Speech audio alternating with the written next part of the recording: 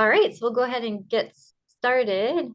So, welcome, ladies. Thank you so much for joining tonight's presentation hosted by Jessica and Wella. Just a couple of housekeeping notes is that just to make sure that you are aware, tonight's presentation is being recorded and it will be shared on Alaska Airmen Association's YouTube page later. We'll drop the link into the chat later. We do ask that during the presentation, if you don't mind just keeping yourself muted, just to avoid any background noise. And then if you have any questions that come up during the presentation, go ahead and just drop it in the chat and Jessica and Wella will review the questions to help answer them at the end, and which can, pitch in and add anything at the end. Yeah, and thank you so much for showing up and joining us for the first virtual event. So I'll let Jessica and Willa take it away. Awesome. Thanks so much, Deb. Yeah, and a big shout out to Deb for being our host this evening. We really appreciate that. All right, here we go. We're just going to do a quick introduction. I think most of us or you already know us, but for those of you that don't, my name is Wella. Both myself and Jessica have funded the majority of our flight training for fixed wing and rotorcraft through scholarships. So that's kind of like the background that we're coming from. I currently work as a CFI and I'm a pilot biologist in training, hopefully to someday work for the National Park Service. Jessica, over to you.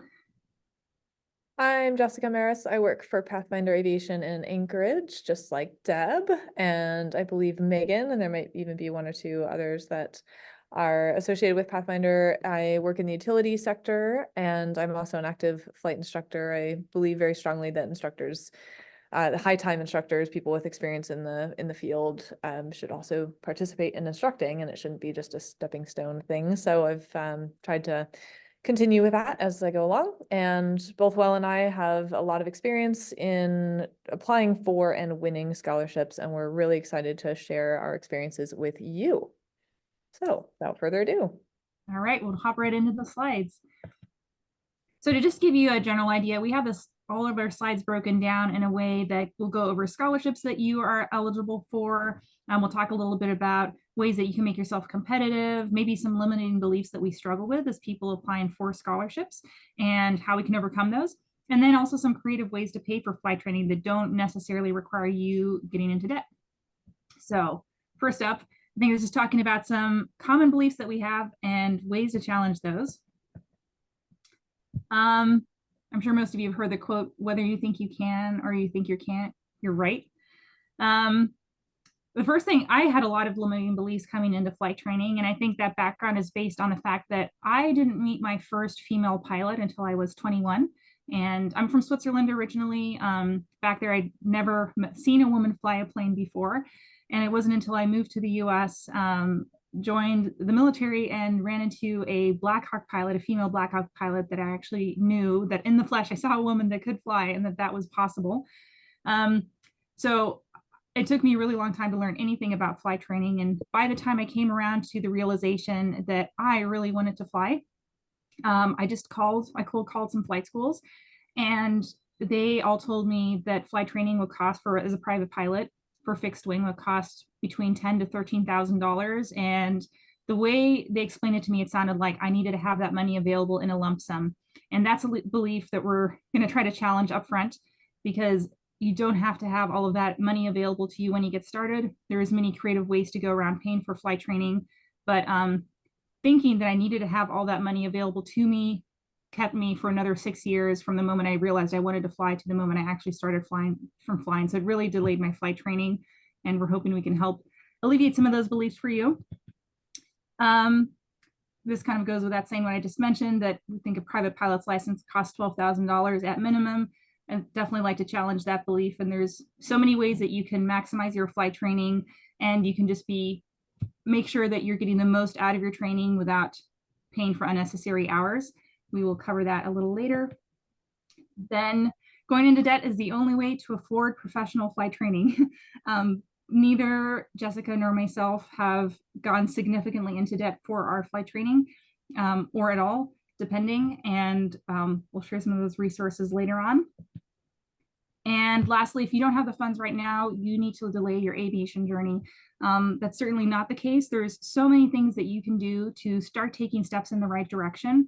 I think both of us definitely believe in like manifesting our journey in reality. And there's so many steps that you can take that put you in the right environment, whether it's joining a group like the Sisters of the Sky group that we have here, or Alaska Airmen's Association, joining the Civil Air Patrol, where you can get some free flight time, doing your ground school. There's just so many options. So beginning your flight journey just means taking a step towards aviation. It doesn't necessarily mean starting flight training in an airplane. So there's lots of options out there that we will also cover in later slides. A few other additional common beliefs is that you can be too old to start flight training.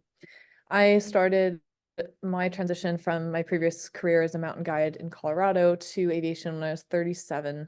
And while that did give me some pause, and I put a lot of intentional thought into whether or not it was a smart transition, if this is the industry that was a good fit for me, can I do what I want to do in the time that I have? It's worth some thought, but absolutely not a limiting thing. And that's a common thing you'll hear, and a belief that's out there, is that you can be too old. I know a friend, actually, 3 people who have been in law enforcement, retired from their law enforcement careers in their 50s, and switched over to aviation and are now flying actively and plan to stay. So really, really great examples of how you can, there's never too late. You're not too old to get started. For the helicopter world, you must go through the fixed wing process of your at least private before you learn how to fly helicopters. And absolutely not. You can start right in helicopters if that's your thing, and take that all the way through. And it's often a better way to go because all of your time is PIC time in helicopters, which might set you apart from another applicant for a job, for example, who has a combination of hours and a little bit less PIC helicopter time. So it's encouraged. You might save a little bit of money going fixed wing first, but only if you want to fly both in your future.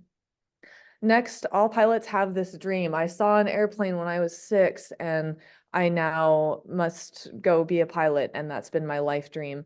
Absolutely not the case for many, many people that I have met in aviation. I didn't start even thinking about it until well into my 30s. And it was a very practical decision for me. I needed a career that checked these boxes for me.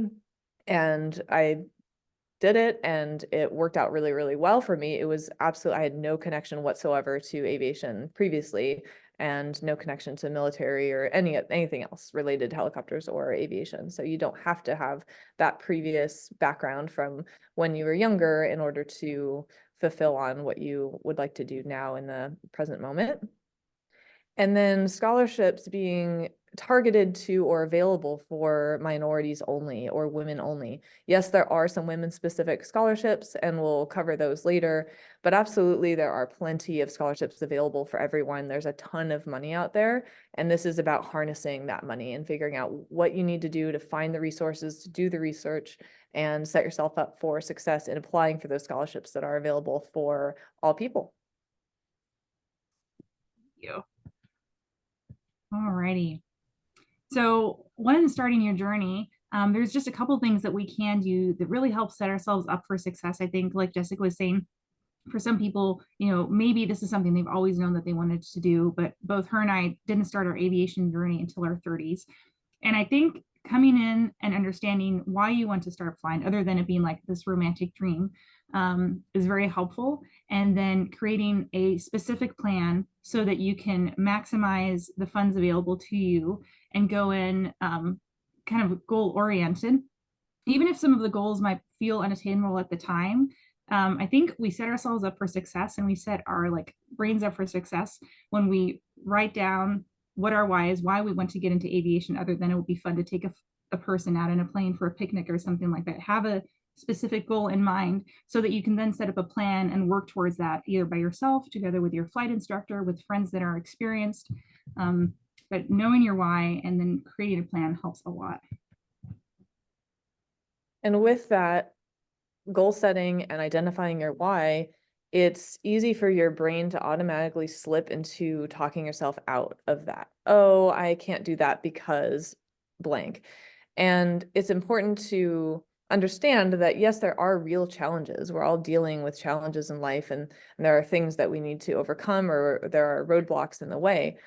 And it needs to be more about how you're going to bust through those roadblocks and less about how you're going to talk yourself into letting them continue to control your life. It's probably consistent with aviation and other things in your life. What has been holding you back? So try to identify what those narratives are, and instead of letting that get momentum, try instead to redirect those thoughts to how can I bust through these limiting factors or these roadblocks that I have in my life. So don't talk yourself out of it. Explore, talk to people, and identify ways that you can bust through that. Yeah, and kind of going off of that too, I think even in our group, we have so many people that are coming into aviation and they're surprised that it's possible. People who maybe thought they didn't qualify for medical until they actually talked to an AME and found out, actually, I do qualify. I didn't know that. Or people think you can only fly at a certain age. So kind of like Jessica was saying, being open and courageous enough to just ask questions in the areas that you might feel not knowledgeable in, or maybe you feel like you have a lot of doubt, like ask questions in the areas that you have doubt in, and chances are these limiting beliefs that we have are keeping us from it, but they might not necessarily be true. Then know what it takes to reach your goal. It is so helpful once you figure out what you want to do, whether that is flying recreationally as a pilot, or perhaps it's pursuing a career in aviation, whatever it is. It's really helpful to talk to people that are already doing the thing that you'd like to do and finding out what it takes for you to reach the goal. Because I think what you do in that instance is, one, you can prepare, you can make a game plan, and you're less likely to run into some surprises or roadblocks that are going to stop you from achieving that goal. So having as much information as you can upfront before starting your journey can be really helpful. Have an idea of your expected cost that is related to your goals directly. Do you want private pilot certificate? Are you going all the way to CFII and you want to teach? Where are you headed in the industry? What is that going to take? And lay out a financial plan for what your estimated cost might be. And in the rotorcraft world, it is exponentially more expensive than the fixed wing world, of course. Having that idea, and then, like the dream and your goal, break that down into smaller chunks, make it digestible, and have a global picture of what your financial plan is going to be, and a smaller workable chunk of that plan, so you can identify landmarks and have a idea of when to meet them, what's the timeline going to look like, and a better overall picture of what your journey is going to cost. All right. And last thing, we kind of already chatted about that, but creating a timeline and setting a start date can be really crucial. I know the thought of beginning flight training, or maybe you've already started flight training, but now you're trying to figure out how to continue, or maybe there's a rating you've considered, but you're like, oh, it just feels so overwhelming. Sometimes just putting a date on the calendar, or if you, like right now, I have a wall behind me where I have all my goals on here, and just sticking that date up there so you're constantly reminded of it and have something to keep you accountable is really helpful. Also creating a timeline, even if the timeline, maybe you won't be able to meet it, but having something there that's a general plan is really helpful. And then lastly, just as a quote says, so we have the quote, "A journey of 1,000 miles begins with a single step." And I think it's important to remember that the people that might have inspired you to get into aviation in the first place, they didn't just, pop into this world and then they were a fighter pilot, or now they fly for the airlines, or they're flying helicopters. Like, that didn't just happen.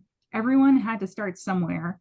And I've noticed that big goals feel a lot less overwhelming if, instead of focusing on the end goal, you can just focus at, what can I do today?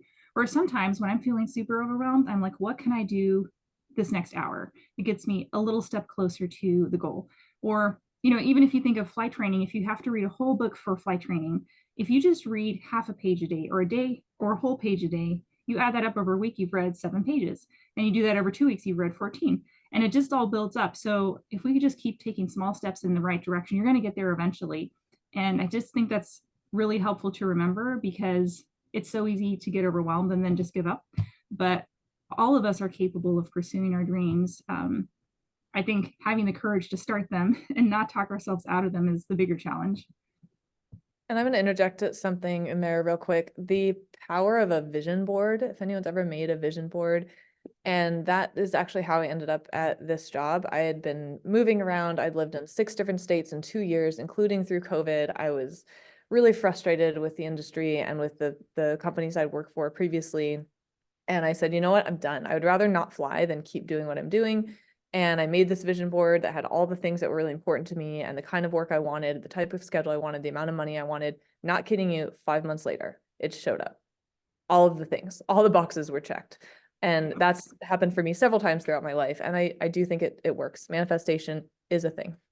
I totally agree. I mean, everything's energy, you know, regardless of your religious beliefs or whatever you do. We know that on a very basic standpoint, like everything is energy. We're all little atoms floating around, and your mindset, and like Jessica was saying, like creating a vision board and just starting to shift your mind in that direction changes everything around you. And I found when I'm trying to pursue a big goal, and it sounds like she had the same experience, when I've decided that that's something I'm going to do, and my mind accepts that that's now the new truth, then these doors start opening and people start helping, and the tools that you need start showing up. So just having the courage to dream big that can be half of the battle. And going off of the vision, this isn't quite a vision board. This is something I created. I started my flight training in July of 2020, at the height of the pandemic. I think I created this board, I don't know, like a week into my flight training. I didn't know anything, but I just knew that I'd never felt the way I did in an airplane. And I just loved it. And I knew I wanted to pursue that career, having no funds for it and really not knowing how to get to the end. So I created a timeline that felt realistic. And that's kind of what we touched on before. You know, maybe you may or may not reach this timeline. I met my goals. It just took me a couple extra years. But having the courage to put it out there and being like, you know what, this feels completely impossible, but I'm just going to put it on paper. I'm going to stick it on my wall or wherever you put your goals, and I'm going to go for it and just keep taking a step towards the right direction. And who knows, you know, the helpers will show up and it might just work out. All right, and here's the meat and potatoes of the presentation that you've all been coming here for, which is funding your aviation goals and how to do that. All right, so there are a lot of different ways that you can fund your flight training. One of those, and the biggest one that we're going to be talking about today, are scholarships and state grants that are available. The state of Alaska in particular has an abundance of scholarships, and the state of Alaska is also the only place that I know of where the Department of Labor offers something called the STEP grant, which is available for most people unless you made a lot of money, but it's really hard to make enough money to get disqualified for the grant. But the grant is created to get you from where you are in your career to employment. So for aviation, that means if you have an instrument rating, you're private pilot instrument rated, and you have 200 hours of flight time, 210 hours of flight time, they can fund up to $20,000 of your flight training to get you commercially rated and into a job. And we also have a lot of scholarships here in the state of Alaska that we're going to talk about here in a little bit. Bundling your lessons can be a way to make your flight training more affordable and accessible. Some schools offer it, some schools don't. I'd say most do. You can purchase, say, 10 lessons as part of a package, and they'll give you a bit of a kickback, 10% off or somewhere in that neighborhood. And that adds up. If you are dedicated, you're flying regularly, you're going through your lessons quickly, then that money does add up. That little bit of a discount helps a bunch. There are also a few things to be aware of with that. Schools exist out there that will take advantage of paying ahead or paying in front of your flight training. So if there's a deal that's paying for your entire rating, for example, you're private pilot for a fixed cost and give us all your money now and we'll guarantee blah, blah, blah. Sounds too good to be true. It probably is. Be mindful that scams do exist out there, and do your research, look at an agreement, read it word for word, run it by a lawyer friend, make sure that it's legit and this school is operating with integrity. Ask around if anybody knows more about the reputation, that kind of thing. So be mindful, but bundling lessons or those small discounts, you're taking advantage of something that they're offering. are typically fine and a great way to save a little bit of money as you go along, especially if you are moving quickly, fast paced, and really going through your lessons at a decent clip. Awesome. And then a lot of flight schools offer flight school employment opportunities. So I know, for example, I instruct over at Land and Sea, and all of our front staff workers are also pilots that are in flight training. And so usually there's office work that's available to you. The previous flight school that I flew at, I would clean planes on the weekend and help refuel them. There are always things that need to be done. And it's just a supplemental way for you to, one, pay for flight training. And oftentimes employees from a flight school might get discounts. Like, for example, at our flight school, they get to use the simulator for free. And sometimes you'll get discounts on flights depending on where you work at. So there are a lot of ways to offset your flight training and also just be engulfed in this aviation environment more, where more opportunities can pop up. So it's a great, and I think underutilized opportunity that's out there. And more often than not, the flight schools might not advertise it. You may just have to ask about it. And some schools will also allow you to instruct as a paid employee, a paid instructor for ground school, ground lessons. You can get a ground instructor certificate and start working as a ground instructor, which is an awesome way to reinforce your own knowledge about your ground school. You're getting ahead on your ground school knowledge and making money at the same time. You're helping others, you're helping the flight instructors take some of the load off of them. They could focus on the flight training while someone else is working with a student on the ground training, and you're making a little bit of money and you're reinforcing your knowledge. Along with that is being prepared for your flight lesson. So even if you don't do something like a ground instructor, showing up prepared and being ahead on your ground knowledge will vastly increase your capability during your flight lessons. If you're showing up to your flight lesson, you're asking intelligent questions because you've done all of the ground training and you're ahead of the game, it will allow you to move more efficiently through training, and you'll get a lot more out of each flight lesson than if you are behind in your ground school and you're trying to learn while you're flying. Not a great setup. So it's another good idea, good way to increase your knowledge, maximize your training is with ground. Absolutely. And then the last thing is just getting involved in volunteering. I think both Jessica and I can talk about some opportunities that are out there and ways that you can get involved. I can say here for Alaska, and especially the Anchorage Bowl, we have the Civil Air Patrol, a chapter that's still very active in the state of Alaska. So that's a great way to get involved for a minimal fee. You have opportunities to learn about search and rescue, and they have a bunch of planes that need to be flown. They have flight instructors that fly those planes, and often they offer some free instruction. So that's a way to just build some flight time. And the Alaska Airmen's Association is always looking for volunteers. At the Great Alaska Aviation Gathering that we have here in the state of Alaska too, you can teach some basic aviation knowledge to Girl Scouts, which helps them get a Girl Scout patch for aviation specifically. But all these different ways that you get involved generally tend to open other doors into aviation. The more people you know that have a plane, that higher your chances are that you might get to go flying. And building connections in aviation, I think, is really helpful on both sides. And maybe, Jessica, you could elaborate in some ways that you've gotten involved in aviation. Networking is absolutely everything, everything. Every job, every scholarship opportunity, every ferry that I've been on or been associated with to get free flight time, all of that has happened through networking, and many have occurred through volunteer opportunities that I've had through some of the organizations that Wella's mentioned, Women in Aviation International, the 99s, AOPA. There's so many great organizations out there that are happy to have volunteer help, and the networking potential is enormous. And networking is, I cannot emphasize enough, it is absolutely everything. Yeah, I totally agree. And then I'll dovetail one more thing about flight schools. If you don't feel like where you are is a great fit for you, or your instructor is a great fit for you, being your own self-advocate is also really important and a good way to maximize your flight training and be efficient. That takes some time, some experience. Nobody can tell you what to do, but having that perfect fit will absolutely help you smooth out your whole flight training, which saves you money. All of it translates to money in the long run. So just being conscious of that as you're going through. If something doesn't feel right, it's probably not, and taking the time to fix it is going to pay off later. I totally agree. And I think something like Jessica was saying, something to remember too is you're the customer. Like in all of these places where you go, it's easy to sometimes get into like a instructor-student relationship where you feel like, you know, the instructor's in charge and you really don't have a say and you're just lucky to get to fly or whatever. But you're the customer, you're paying a lot of money to gain this knowledge. So make sure you're getting the service that you are paying for. And like she was saying, if something doesn't feel right, there is nothing wrong with you going to the front desk and saying, hey, could I try out a different instructor? It's okay for you to interview instructors before you start flying.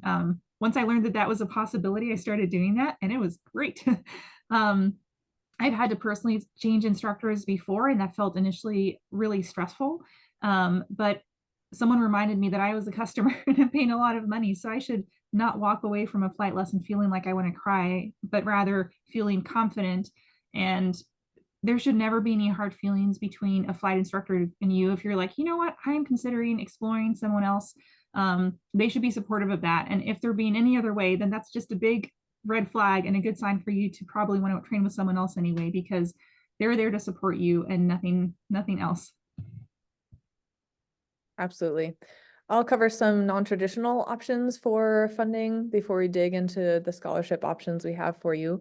One is a lifestyle change. Switching to aviation is a really big deal, and it calls forth a new version of you. And especially if funding is a challenge, then making some lifestyle tweaks can be a way that you can scrape together some additional funds. I knew somebody, for example, who was really into equestrian. She had a couple of horses, and she completely changed her lifestyle to move away from that part of her life. She sold her horses, and that paid for the vast majority of her flight training. Doesn't mean you can't return to that later, or it's not like you're giving up your life, but you might need to tweak a few things in order to open up some doors, especially in the financial world, for aviation. And playing the credit card game, I won't go too deeply into this. You can contact me if you want more details, but if you know the rules of money, there are a ton of ways you can manipulate it and come out ahead on the other side. Credit cards are a great example of this. Credit card companies depend on and make a lot of money off of people who carry a balance and are paying a whole bunch of interest. If you know how to play the credit card game well, where you use somebody else's money, rack up a bunch of points for flights, you know, for an airline, or just whatever, spending points or miles, whatever it is, a rewards program, and pay off that balance every month. So you have the funds available, but you're using the credit card, then you can get all those points and then fly for free to a ferry opportunity or to a networking event or exposition or something of that sort. You can also use credit cards with zero balance and transfer your debt from a credit card to one that doesn't have any interest. So a 0% interest balance transfer, and play that balance transfer game, never paying any interest and letting a credit card company carry your loan. You end up paying like a 2%, 2 or 3% fee is pretty common. So I did it for about $10,000 during my commercial training. So it's a $10,000 loan at 2% interest. It's pretty good. And that's a one-time fee, not accumulating interest. There are ways to play the credit card game to put yourself ahead. And if you want more, you can contact me later. Building, keeping a good credit score comes into play if you end up taking loans, or not necessarily for scholarships or that kind of financing, but just having your credit intact. And this is speaking more to young people. So if you are in your teens, you're in your 20s, and you don't have credit or you're afraid of credit, that's not a good thing. You want to have good financial health, and that translates in our society, unfortunately, to credit score, even though it's not realistic, but that's how it works. So if you don't have any credit, start building that now. Get a credit card, pay it off every month, get a small loan, make your monthly payments, and stay in the green. It's a great way to build your credit. It's going to help you out later in life. If you are already in your 30s, 40s, keep building that good credit score. It'll help you a lot. A home equity line of credit. If you are lucky enough to own your own home and you have some equity in that home, a bank will loan you equity off your house, and you can use that for whatever you like. I looked into this option and never pursued it. The interest was pretty high, and it typically is pretty high, but it's a great short-term option. So you know the funds are coming, you don't have them now. You can borrow some money out of the equity of your house via a bank and then pay that off later. And it's a nice short, like a stopgap solution if you own your own home. So home equity line of credit. Borrowing from friends and family, perhaps at low interest. If you have wealthy friends, wealthy family members, and they may allow you to contract on a loan for a smaller interest, like way less than you would get from a personal loan, from a HELOC, or from any sort of bank. They're going to charge you nowadays 7, 8, 9% interest. Ask a friend or family member if they are willing to loan you however much you need at 3% or 4%. You'd save so much money on interest and be a person of integrity and pay them back. But it's a out of the box way of thinking that people don't often consider. Yeah, and then just kind of to piggyback off of that, so I think some of these non-traditional options, obviously they're not grant or scholarship related, but I think realistically, even for both of us, like I paid for the majority of all of my flight training through grants and scholarships. And at the very end, as I was finishing up my CFI training, the grant that I had received didn't fully cover that. So there were a few $1,000s that my parents were willing to pay up front so that I could finish my flight training knowing that I was coming right into a job. And I'm now paying them back for that amount. So, the ideal situation is either you've earned the money or you're going to get the scholarships and the grants and you'll be great. But especially if you're pursuing aviation as a profession, there's a pretty high likelihood that you might run into a situation where at some point you either need to take out a loan or figure out some other creative options. So that is why we have this additional slide that just provide some of those other ways that you can do it other than going through your flight school and getting one of their loans, because those are generally just very expensive and the interest rates are pretty astronomical. So just some other ways that you can do that if you'd like to. And this is generally if you're seeing aviation as a career choice, not necessarily for your initial rating. All right. And then we're just going to cover some of the scholarships that are available. So for people living in Alaska, the Alaska Airmen's Association is one of our largest, I think the largest that I know of, nonprofit aviation organization in the state. They also give out hundreds of thousands of dollars in scholarships every year. And the benefit of applying to their scholarships is that they are reserved for people living in Alaska that are either Alaska residents, or I think they've now updated it and I have to double check, but it's for people living and training in Alaska. So maybe you're not a resident just yet, but you're working on it, but you're also doing your flight training in the state of Alaska, and then you'd qualify. The nice thing about having those limitations on a scholarship is that it really narrows down your competition pool. So it really enhances your odds of winning a scholarship. So their scholarships generally open up in January and close in March, and definitely something I'd explore looking into. And just as a heads up, we're going to go through this entire slide and talk a little bit about the scholarship opportunities. And then feel free, if you have your phone on you, to take a picture of the scholarships. We're going to have a couple more slides with that. Some of them have due dates on it, but that way you have this information available to you if you want to jump in and look at these scholarships. The other one we wanted to cover was the Dream to Fly Jeff Chang Memorial Scholarship. That is also a Alaska specific scholarship that's available to you. It's through the, I forget what the organization is called, but if you just look up the name, it'll pop right up, and I believe that's due in March. Then we have the Alaska Aviation Safety Foundation. Both Deb and I won a scholarship through them. And their scholarship applications are due in July, I believe. So already passed for this year, but something you could put on your calendar for next year.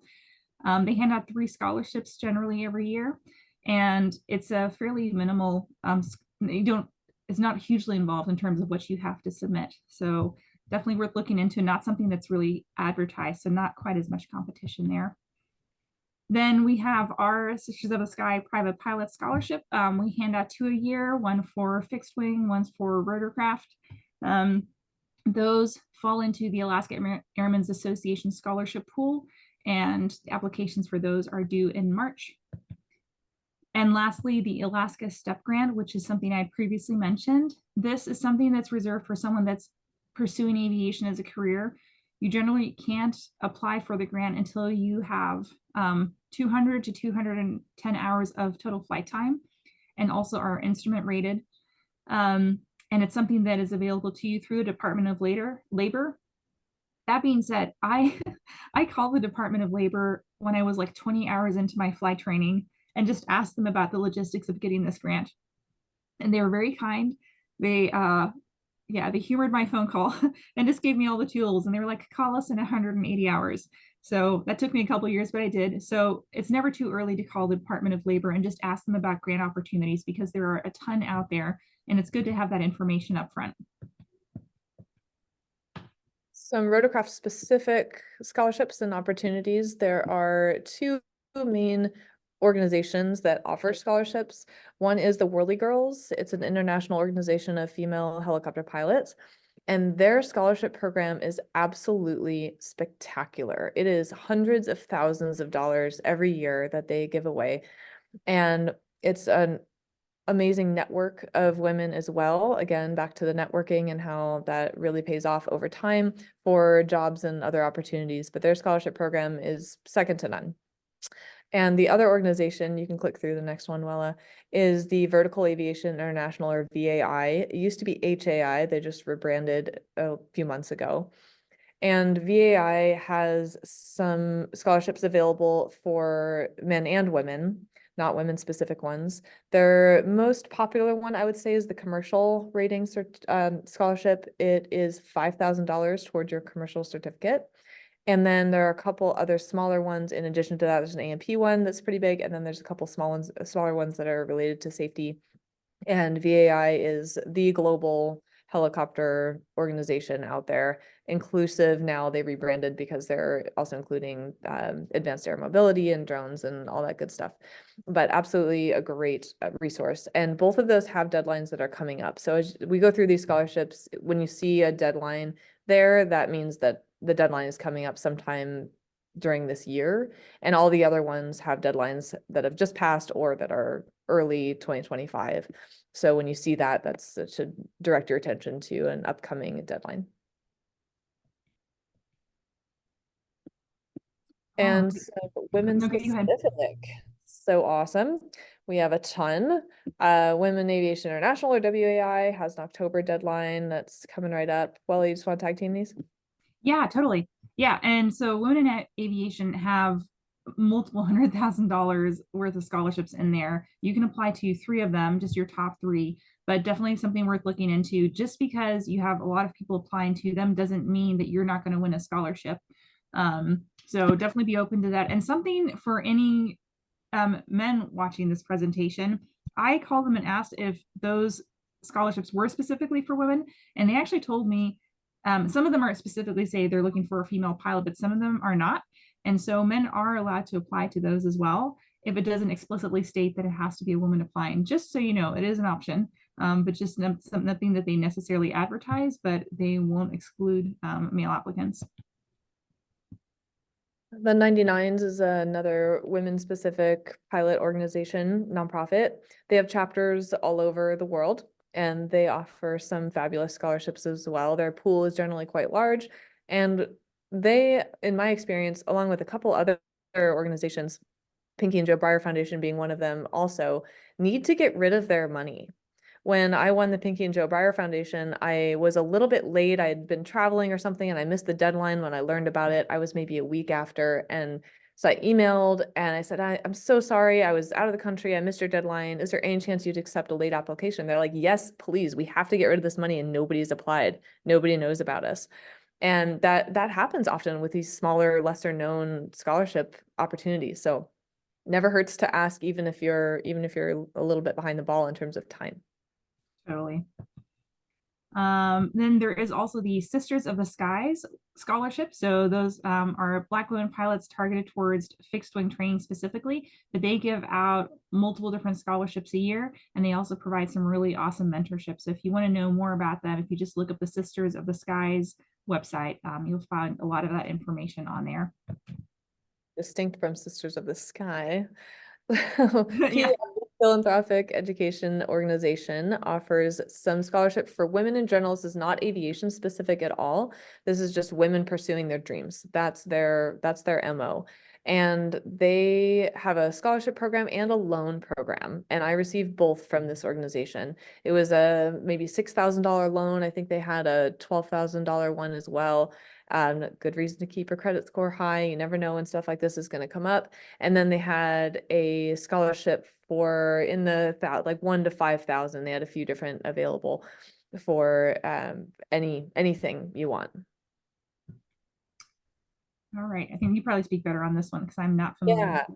This is a brand new scholarship. Just learned about it within the last week, and the deadline is in a couple of days. So if you're on board right now and you're learning of this as we are, then you can Google them and get with it. Grand Dames of Aviation, a brand new organization potentially, but definitely a brand new scholarship.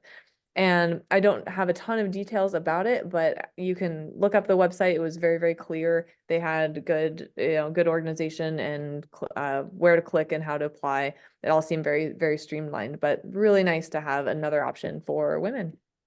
Totally. And something I was just going to mention, I think you kind of touched on it as well, is I think there are scholarships out there that are, for example, for trades specifically, and aviation is considered a trade. So don't be afraid to Google generic scholarships and see what else might be out there that maybe is in support of a trade, or maybe it's just like the philanthropic education organization in support of women, if you're a man watching this, in support of men. But there are a lot of organizations out there that will support your aviation pursuits because it's a trade or because it's a passion, and they don't explicitly state that. So if you're willing to think a little bit outside the box, or if nothing else, just like Jessica did, like she emailed the Pinky and Joe Breyer Foundation and said, "Hey, I'm a week late. I'm so sorry. Can I still apply?" You would be surprised how few people apply to some of these scholarships and how good your odds are of winning it. And half of it is just you reaching out, talking to people, and asking questions. So don't be afraid to do that. And I think that also plays into limiting beliefs. Like, don't tell yourself, oh, I'm probably just not going to get a scholarship, so I wouldn't even try. Or, oh, there's just too many other people that are applying. Or, it doesn't look like it's an aviation scholarship, so I shouldn't give them a call. Like, just ask, because the very worst anyone's going to say is, one, you didn't get the scholarship, or no, you can't apply because this isn't for aviation. But that will rarely happen. Agreed. And that's a perfect segue into this list of other scholarships. So especially if you are tuning in as a man, these are not specific to women at all. These are available to anyone. And like Wella was saying, some are trade scholarships. Aviation definitely fits into that. A few of these are college oriented. You need to be enrolled in a college program or university program that's aviation associated. For example, that Jen and Kelly Tanabe one is college associated. So a couple have specific eligibility requirements, but take a picture of this screen and do some research, start digging into these. There's one, this Get Into the Air one is an insurance company offering a scholarship. How cool is that? National Gay Pilots Association, you don't need to be gay for that. Just do the research, start digging into some of these. And this is the tip of the iceberg. I could have put a few more on here. I ran out of room on the page. There are so many out there. And once you start digging, it'll lead into more and more and more and more. So start the process of digging into this. And Wella has a few extra tidbits about the Stripes to Bars at the very end there. Yeah, so the Stripes to Bars organization is not super well known up here because they're located out of Colorado, but their goal is to get people that are separating from the military into aviation. And that can be as a professional pursuit, that can be as a recreational pursuit. And the scholarships that they provide are not only for military veterans, but they're also for military spouses. So if you have any connection there, I highly encourage you to apply to them. Another good thing to know about them is that they do provide multi-year scholarships. So I won the Stripes to Bars scholarship 3 times. And the amount varied from $2,500 to $3,000. And the same thing goes for the Alaska Airmen's Association. Just because you won a scholarship through them once doesn't mean you can't apply again. Same thing there. I won the scholarships through them 3 times for 3 different amounts. So yeah, know that you don't have to limit yourself. Again, the worst thing they're going to say is no. So why not give it a try? And just something to consider as well is I remember one year for women in aviation, there was a scholarship that really spoke to me, but it was a really large amount. And so I initially thought, oh man, I'm probably not going to give it because I bet everyone else is applying to it. So that was a limiting belief I had to challenge. And then the other thing was the scholarship application said specifically it was for people from the West Coast, excluding Alaska.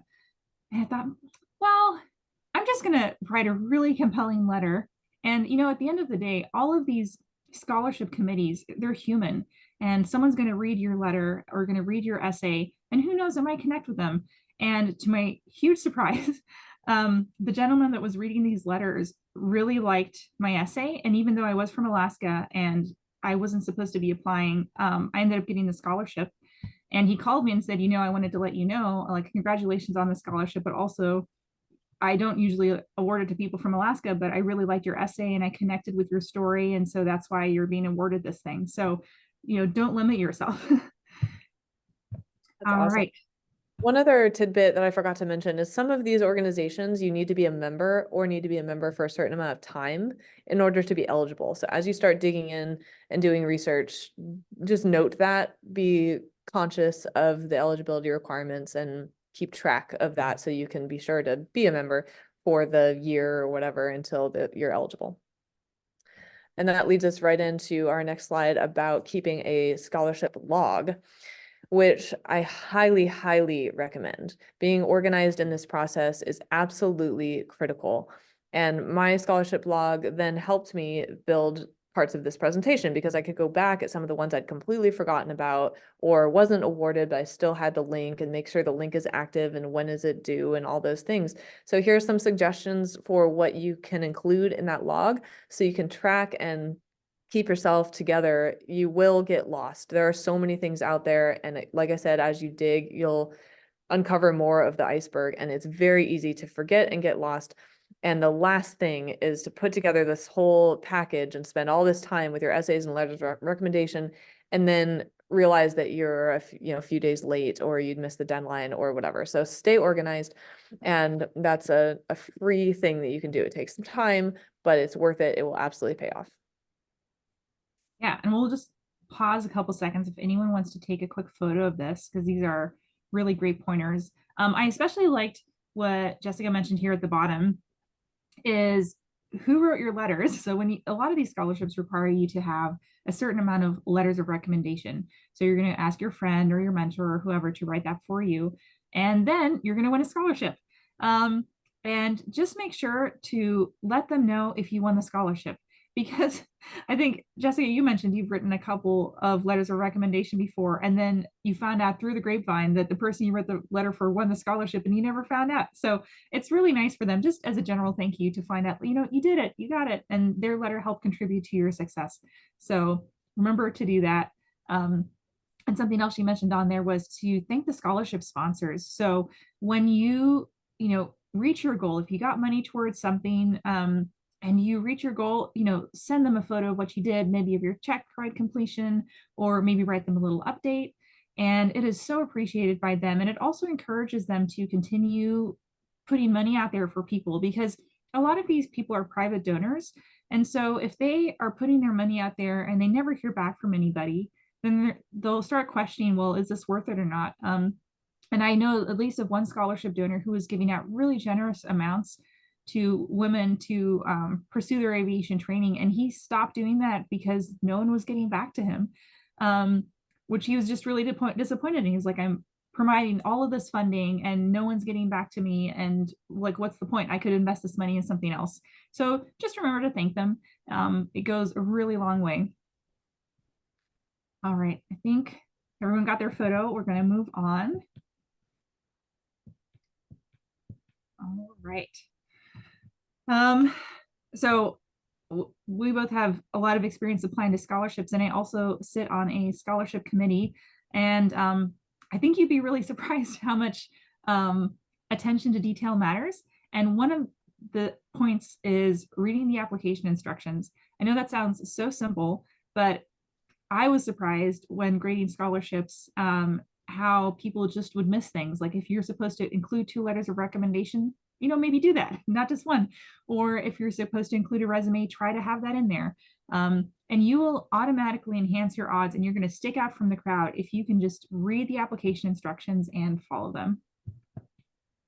Yep, I'm gonna follow that too with one very specific bit of direction. And I started doing this because it made sense for the rest of my applications.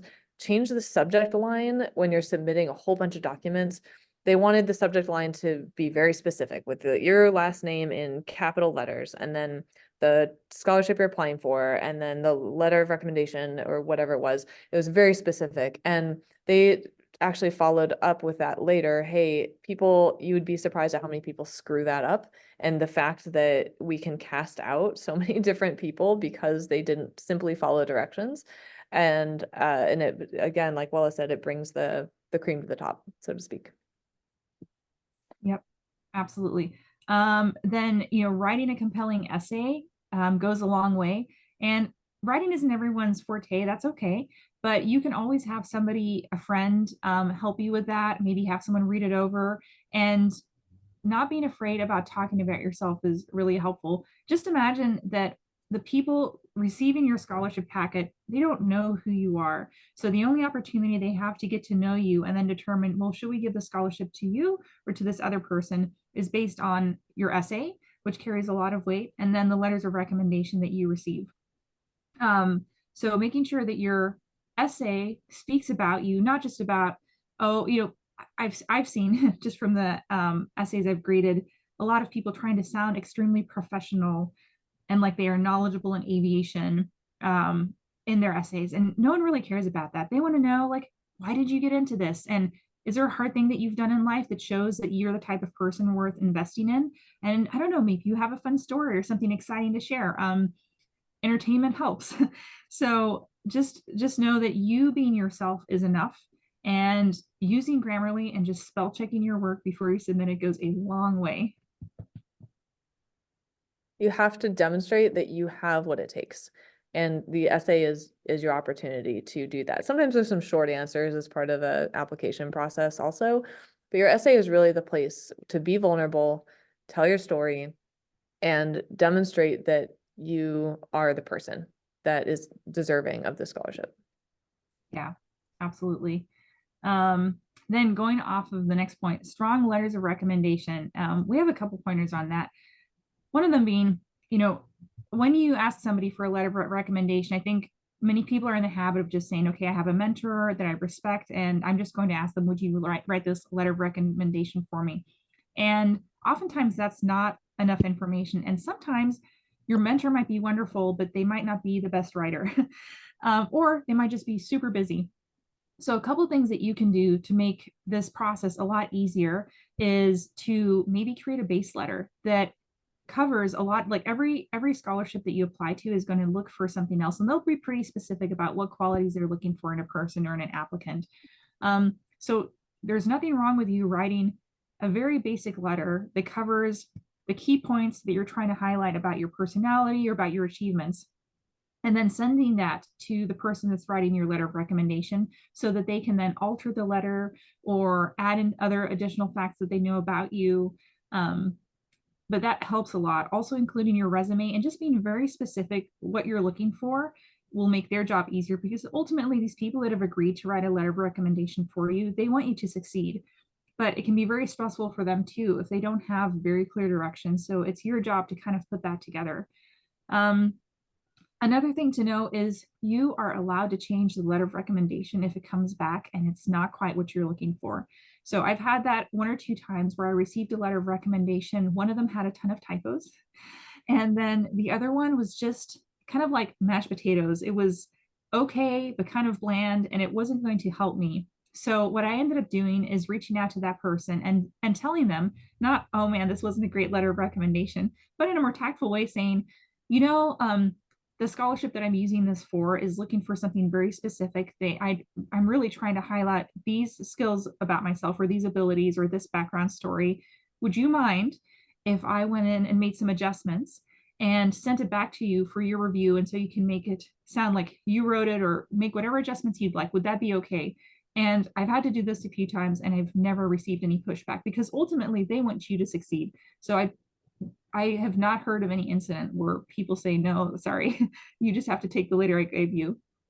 Also, just so you know, you are allowed to reuse letters of recommendation. Just ask the person that's writing them for you if they don't mind. If you're applying to 10 scholarships, don't ask 10 individual people for a letter of recommendation. You're allowed to reuse it. Just make sure that you change on the letter of recommendation, change what scholarship it's for, and make sure you let them know that you're using them for other ones, and just ask them for permission and they'll generally say yes. And the date. Make sure you change Yes. the some scholarships require, we need a letter of recommendation within the last 6 months. And if that's the case, then better change that date. Yes. And then also scholarship committees and the people that are reading your letters, they want to know, why are you worth investing in? So even if I know a lot of people that are tuning in today might just be starting their flight training. So maybe you're thinking, oh man, I haven't really spent much time flying at all, or maybe I've never even been in a smaller plane before, or a helicopter. I just know that this is what I want to do. I don't know if I'm even allowed to apply for scholarships, but the first scholarship that I won was before I'd taken any flight training. I didn't know anything about flying, but was encouraged by a pilot to apply to the scholarship anyway. And she just reminded me that the scholarship committee just wants to see that you are a person worth investing in. And what that means is, are you the type of person that has follow through? Have you done something hard in life that can prove that aviation is going to be challenging in its own right? And are you the type of person that's going to persevere? If they give you $2,500, $5,000, whatever it is towards your flight training, are you going to use that to advance in your aviation career? You'd be surprised. There are a lot of people every year that get funding for aviation training and never use it. So the scholarship committees are always trying to avoid that. And things that they're looking for is just ways that you stand out from the crowd and can demonstrate that you care about your community, you work hard, you can do hard things, and you don't mind being uncomfortable. Yeah, I'll second that. And same with letters of recommendation. If you're brand new to aviation and you don't have any connections in aviation, you can have people write letters that speak to who you are, more character-based letters, or other people you've worked for that are non-aviation. It doesn't have to be aviation. If you are new to aviation, you don't have those aviation connections yet, completely fine. So speak to qualities over aviation experience, especially when you're new. Yeah. And the last thing is diversify. So apply to more than one scholarship, and just know that every scholarship that you're applying to is polishing your resume, and it's an opportunity for you to polish your essay, and it's going to get better with every application that you have. You aren't going to win every scholarship that you apply to, and that's okay. And it can feel really discouraging when sometimes you hear back and you're told, sorry, this just didn't work out. Or sometimes you just don't hear anything at all. And that, I feel like, can be frustrating. But just know that eventually it's going to work out. If you try hard, if you keep working on your resume, if you keep working on your essay, if you have people come in to help you, you strengthen your letters of recommendation, something's going to work out eventually. And that might mean you have to apply to 5 scholarships before the 6th one works out, or something like that. But don't let yourself get discouraged just because one of them didn't work out. That doesn't even mean that you weren't the right candidate. I had one year where I applied to a scholarship and I had a competitive packet, but I didn't win, and I never heard back from them. So I was like, oh, I guess that just didn't work out. And they contacted me the next year and said, hey, you applied last year. I know you didn't get the scholarship. Were you considering applying this year? And I was like, what do you mean? They're like, well, we think, like, wink, wink, you should really apply again. And then I did. I won the scholarship, and they explained to me that the previous year they just had too many people that were very competitive, and they ended up giving it to the people that were in, like, the most need. But it was a hard decision for them, and they were hoping that I'd, like, reapply the next year, which is why they'd reached out. So just know that sometimes, even if you don't get the scholarship, it doesn't mean because that you weren't qualified. Maybe they just only had 2 scholarships to give out, but they had 5 people that would have been perfect for it. And that's a really hard decision for scholarship committees to make too. So don't be afraid to apply to the same scholarship year after year, because even if it doesn't work out one year, doesn't mean it won't work out the next. This is a quick list of things you can do. Don't require any talent, don't require any money, might require a little bit of time. These are all qualities that you need to be a professional pilot. And we threw it in here. It segues a little bit into our next section as well. Worth taking a picture of. And it's all of them are true. You need to have every single one of these things to be a professional pilot. And moving on to another section, our next section here, which is about overcoming limitations. It calls back a little bit to our first conversation about that with not giving up on your dreams and how you can develop your own personality and move forward in the emotional intelligence side of life to develop yourself as a pilot. Because again, these are all qualities that come together for you as a pilot. And in particular, this model, we'll compare these two models. And the first one, the gray one, the have, do, be model on the left is typical thinking in our society, where when I have the money, time, or motivation, I'll do the flight training and then I'll be a pilot. When I have the jet ski, car, basketball hoop, I'll go do fun activities with my kids and then I'll be a great parent. And both of those depend on the first part, the being depend on the first part, the having and the doing. And if those don't exist, then like the train just stops on its tracks. So instead, consider the more results-oriented model on the right, the be, have, do model. You must exhibit the qualities of what you want, say professional pilot, and allow those things to then call you into action, the doing, in order to have your goals be met or the career of your dreams or whatever it is. So we're flipping that typical model on its head, where you have to be the thing that you want to be, exhibit those qualities, which then drives the rest, the do and the have. And along those same lines, overcoming limitations, what is in the way of you being that person to then do the things to then have the stuff? We all have blind spots in our lives, and identifying those blind spots, which could have developed early in your life, like pre-memory time in your life, can shed light on a pattern that you might have in your life and what has been holding you back from having what you want. And another way to think about it, or another concept in that same realm, is your personal narrative. What are the things that you say to yourself? What are your excuses, so to speak? For example, how do you respond when someone asks you to do something that might be a little bit out of your comfort zone or that's bigger than you would normally think? And part of that whole emotional intelligence piece, or the real definition, is the capacity to be aware of and control, express your own emotions, but also handle interpersonal relationships with empathy and grace. And that includes self-awareness. You see that on here, building self-awareness, self-control, social awareness, like body language. You saw that in the zero talent slide, and social skill. So developing those 4 pillars, which can then broaden your capacity for emotional intelligence and also affect all of the people in your life, not only professionally or in aviation or flight training, but all of your personal relationships. And then lastly, here are some very brief suggestions. I know a ton of other suggestions. If you want more about this topic, then absolutely reach out to me. I can go into it further. But here are some ways to dig deeper into these things that might be holding you back in life.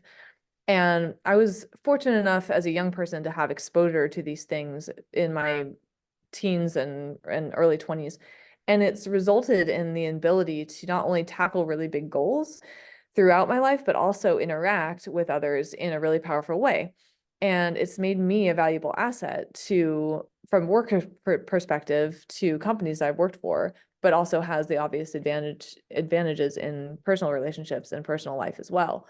So nowadays, if your skills, say your flying skills, are equal and appropriate, you're qualified for a particular job, an employer is more interested in your soft skills, in an individual's soft skills, because they know they can train you for any lacking, say in your flight skills or something that's not quite there yet.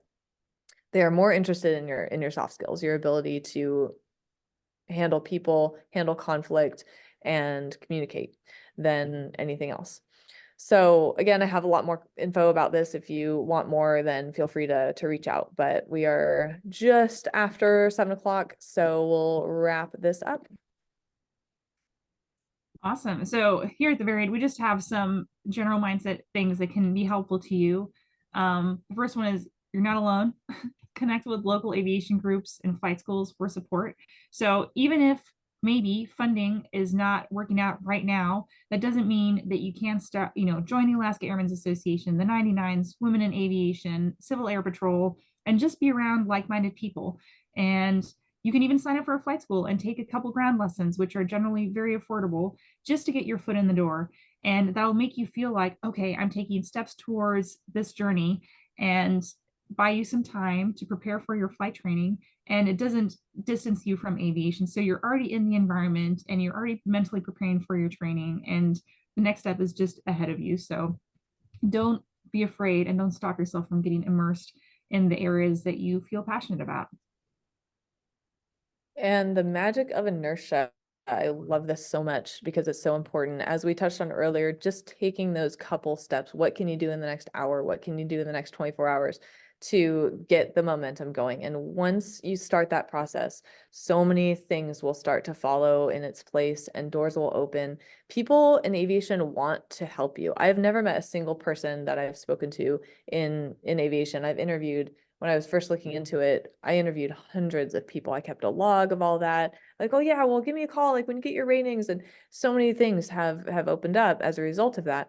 People want to help. They're passionate about your success. They really want you to do what you are excited about, and they get excited for you. So taking those first few steps is critical.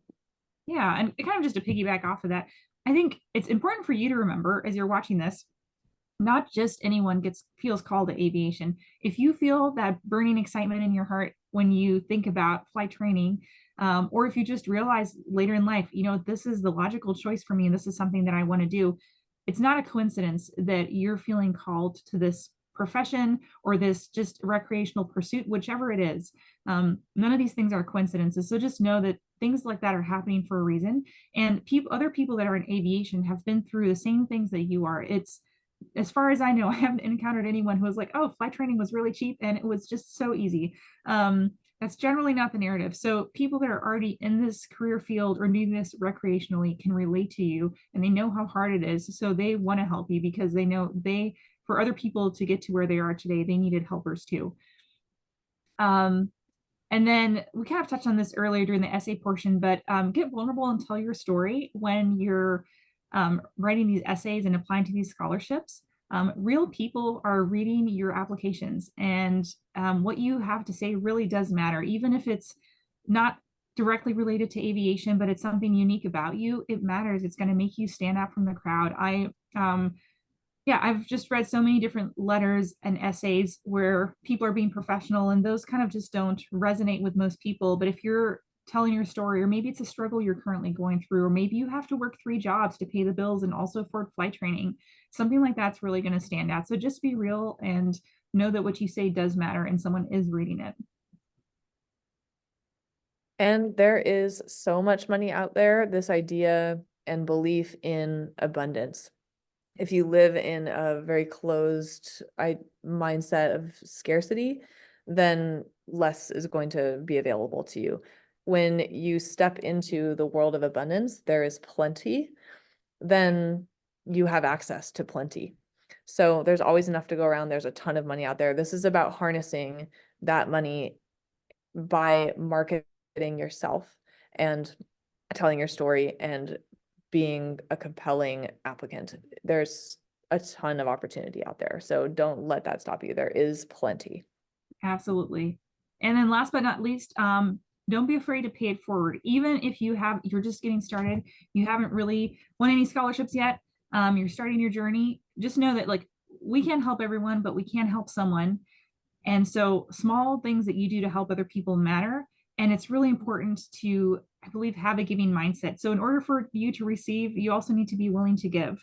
I think volunteering, getting involved in the aviation community just for the sake of getting involved, not necessarily for the sake of being like, I'm doing this so that I can get something. Like being generous with your time, if you can be, And just giving when you can is super helpful, because I do believe that it's kind of like what comes around goes around. And maybe it's not always like, you gave hundreds of hours to volunteer. That's maybe an exaggeration, but you made a huge investment of volunteering, and maybe you didn't immediately win a scholarship. I do believe that there's like a correlation between the two, or correlation. And I do believe that giving matters. And generally, when you help other people, somehow they might come back and help you, or it'll pay off in some way. So just don't be afraid to be generous, even if you don't start out with a lot. Karma. Yes, yeah, it's a thing. Execution is key. All right, yeah, so this kind of brings us to the end. We just want to say a big thank you to the Alaska Airmen's Association. Today, we are using the platform that they provided to do this Zoom call. Also, this whole thing is being recorded, so this is going to be posted to their YouTube website. And in order for you to see that, if you just go to the Alaska Airmen's Association YouTube page, I think Deb is also going to post the link into the chat at some point today, Yep. but it's available there. Thank you. Yeah. So it'll be in there and available for you to see when it posts, and they're going to be sending it out in their newsletter as well. And we are going to come to the last slide. Also, just thank you for all of you who showed up today to watch this. We really appreciate this. This is Jessica, Deb, and I's first time kind of giving this a go, so we appreciate your support. And I think Deb is going to go into the chat and just maybe read off some of the questions, if any, that came up, and we'll try to tackle those as best we can. Also, though, if this is time sensitive for you and you need to sign off, we totally understand. We had our email addresses there and our contact information, but don't be afraid to reach out if you have any questions or wanted to elaborate on any of the topics that we talked about. But we are ready for questions, Deb, if you have any. Yeah, so I didn't see any pop up. But if you ladies have any questions, feel free to type them in the chat, and Bella and Jessica can address them here in the next couple of minutes. But if not, you have their emails, and you know where to contact them in our separate group chat. Yeah, it looks like no questions popped in. Also, since we do have such a small group, if anyone has a pressing question and you just want to take yourself off of mute and chime in, feel free to do that. Deadline for Pinky Briar, haven't been able to find that. Oh, that might be one. If it's not obvious on the website, there should be an email on the website, and email them. I don't even remember how I found out about that one. It was completely random, but it's this small, it's a family, and they need to give away money, and I just emailed them. So if it's not obvious on the site, then email them directly. Awesome. Yeah, that's one that I looked at before, because another helicopter friend that I know got it, and she said the same thing of like there wasn't really an application process. The lady, I think like I don't know, it was like the niece of someone related, like called her, Exactly. and they just like talked for 30 minutes, and they were like, okay, here you go. Exactly. It was precisely my experience. Yeah, it's just this small family. They're excited to give it away, and it's a very simple, like, oh yeah, just send us, like, they'll just make it up on the spot, and you just send it to them, and then $5,000 in your pocket. So, yeah, if you have trouble finding an email, tell me, because I can give you the contact that I had before. But I'm guessing that whatever's on the website is more current than what I have. Yeah, the website like has nothing about like dates or like how to submit or even really what to submit. So Just contact them directly. okay. I think this is a really great question, because I think you'll see, especially for some of the Alaska specific scholarships, sometimes they'll forget to update their website, and the website may look like something from like the 90s. Same thing there, like just shoot them an email, because they might have just forgotten, and they do actually have scholarships available, but they forgot to post it. Mm-hmm. I can't underestimate the value of cold calling too. How many times that has paid off with a company for a job or scholarships, and email works great too. But sometimes just getting somebody on the phone, because it's an opportunity to connect with them and start your story. They will remember you more on a phone call if you have a interesting conversation over an email. You get lost in the digital world, but a phone call can really go a lot further, in my opinion. So if there is a phone number, I will take that over an email, and then I will follow up with an email. Hey, here's what we talked about, so that you can search it later when you're looking for that resource, or, oh, I think I called those people, but I'm gonna go back and make sure or update it in my log. But yeah, if there's a phone number to call, then I would opt for that over an email and then follow up with an email after. I like that. Yep, don't miss an opportunity to connect. Awesome. And does anyone else have any questions? If not, I guess we can wrap this up. And if you do have any follow-up questions, again, feel free to reach out to Wella or Jessica, or connect in our group chat. And I just want to say a great big thank you to both Jessica and Wella for taking the time and putting this together, and for sharing your insight through your own experiences. It's really a pleasure to learn and to listen to a little bit of both of your stories too. Thanks so much, Deb, for all your help. We really appreciate it. Thanks for helping, and thanks everybody else for attending. Really great to see you and interact with you, and really appreciate you being here. Me too. Yeah. And then, yeah, I guess we can all sign off, and Deb's gonna end the recording here. And then, yeah, this whole thing, if you ever need to reach back for any of the information, should be available on the YouTube channel here in about a week. And again, since most of the attendees for tonight are from our group, if you have any other questions, just throw them in the chat because we're both there too. Awesome. Appreciate it, everybody. Have a great night. Alrighty. Thanks, everyone. Bye. Thank you.